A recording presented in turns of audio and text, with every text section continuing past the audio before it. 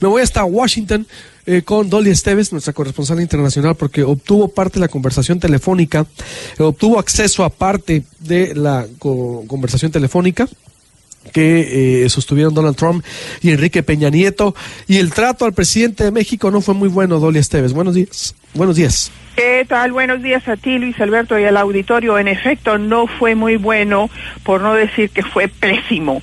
La verdad es que Trump le leyó la cartilla a Peña Nieto y Peña Nieto no reaccionó.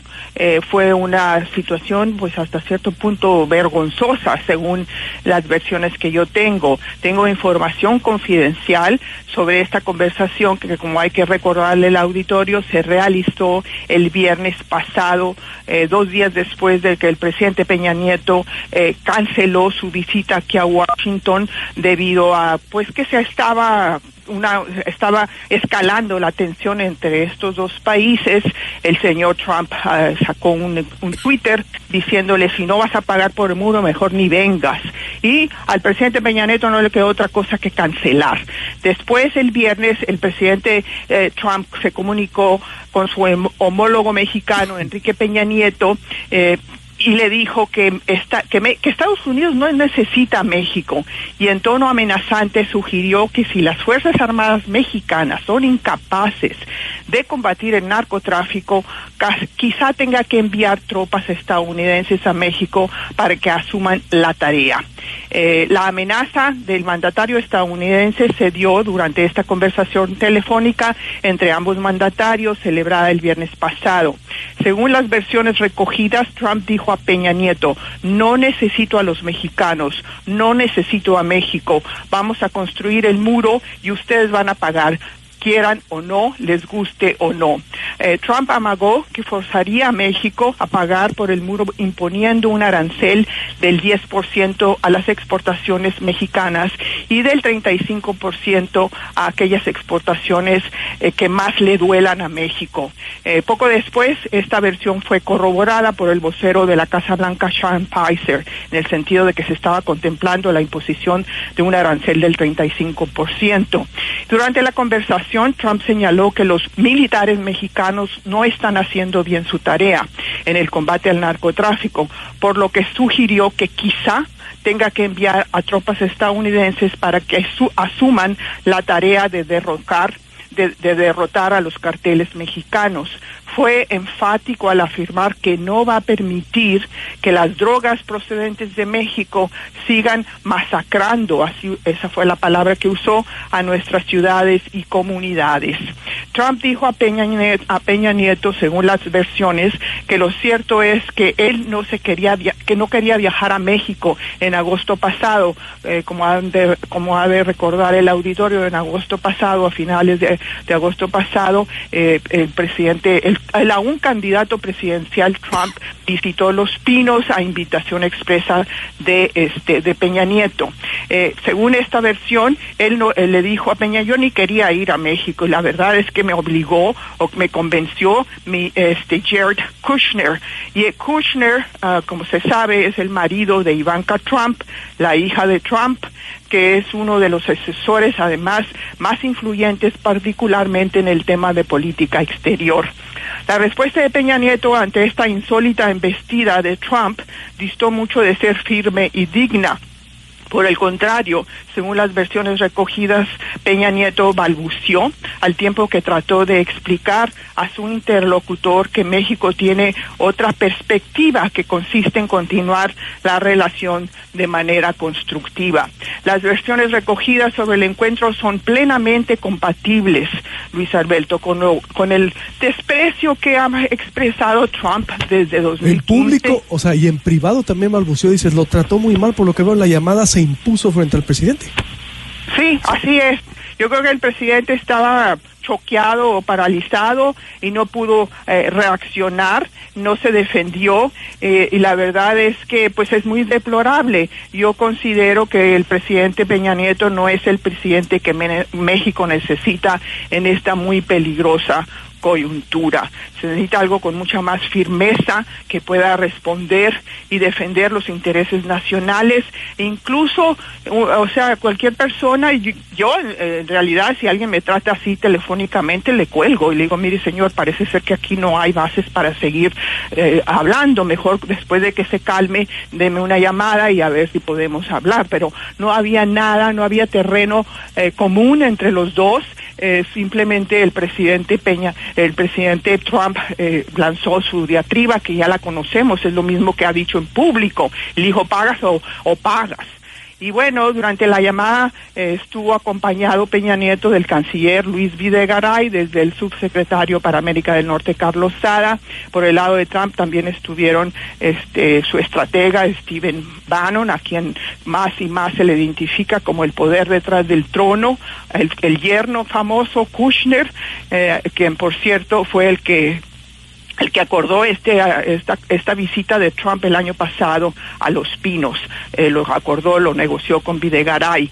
Tanto Los Pinos como la Casa Blanca informaron sobre esta llamada telefónica aparentemente solicitada por México, pero ninguno reveló el contenido de la misma, lo cual en sí mismo, sí, Luis Alberto, es un problema. No hay transparencia cuando toda la sociedad mexicana está pues ansiosa de saber qué es lo que está pasando en esta relación, porque definitivamente tocó fondo y no se ve, con raras excepciones, una respuesta a la altura de la amenaza, del amago, de la personalidad confrontacionista de Trump, de sus exigencias, de su cerrazón, de sus demandas. No se conoce qué tipo de individuo es Trump y su equipo. Se cree que todavía se está negociando con alguien normal. El presidente Trump no es nada normal, ni existe una comparación, que creo que la más cercana es Nixon, pero nunca se llevó la cosa a ese extremo. Tanto Los Pinos como la Casa Blanca informaron sobre la llamada telefónica, pero como digo, no dieron a conocer el contenido. Los comunicados, que uno los puede consultar en la página de Los Pinos, según dijeron que la conversación fue de 1 hora, lo cual tampoco es cierto. Se prolongó una hora porque hubo una intérprete. Todos hablaron a través de intérprete porque ninguno de los dos domina el lenguaje del otro. Entonces, de ahí que el intercambio se haya prolongado por 1 hora, pero en realidad fue 20 minutos. Por otro lado, entonces se impuso prácticamente el Trump que hemos visto en público. En privado se comporta igual contra el presidente Enrique Peña Nieto, lo que me quieres decir. Dolly Esteves, comparte de la conversación que obtuviste con tus fuentes y que pues reflejan el trumpismo, ¿no? El arrebato en privado y en público, y el trato que le dio Enrique Peña Nieto. Y Enrique Peña Nieto, no sé, entonces dices, balbuceó, titubeó, no lo confrontó, y aguas con lo que viene entonces, con lo que es este personaje. Sí, aguas con lo que viene. Y una de las cosas es que el canciller Videgaray dijo que iban a continuar las negociaciones. Aquí no se habla de negociación de este lado de la frontera. De hecho, es una confrontación, una negociación. El presidente Trump ya dejó muy en claro qué es lo que busca y no está dispuesto a hacer ninguna concesión, y en una negociación se hacen concesiones. Y si uno ha leído el famoso libro de Trump, Art of the Deal, Arte de la Negociación, Trump cree en denigrar a su adversario al punto de debilitarlo, y en ese contexto hablar con él diplomáticamente y quizás negociar, pero lo de la negociación del TLC es más bien un sueño guajiro de parte de los mexicanos. Aquí no hay interés en ninguna negociación, y están conduciendo, lo cual me parece muy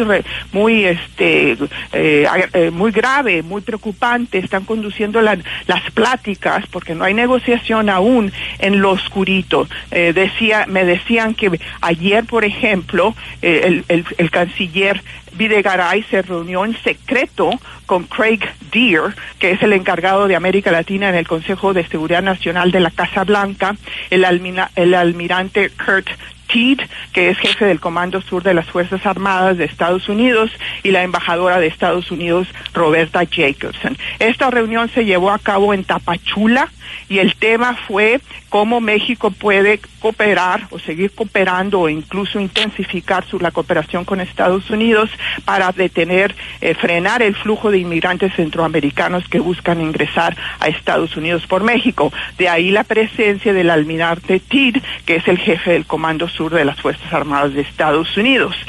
Yo traté de corroborar tanto la versión de la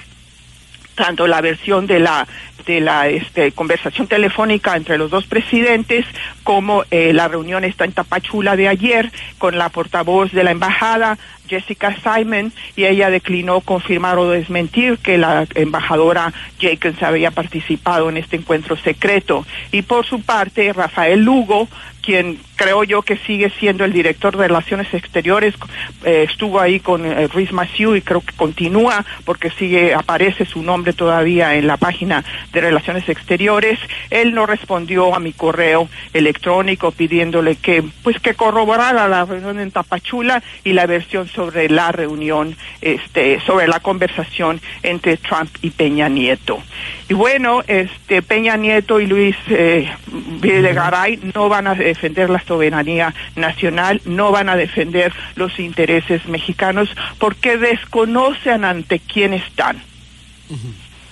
Pues en verdad que esto se sigue complicando porque sabes que no tenemos claro hacia dónde va esto, Dolia. Veo que sigue ganando. Estados Unidos está en la misma posición, duro, no ceder, no avanzar bajo sus condiciones. No hemos avanzado nada en estos 15 días, sigue lo mismo, Dolia, y lo fuerte es el trato y pues estancado prácticamente, o no sé si estoy exagerando. Bueno, tengo que hacer un corte y vuelvo con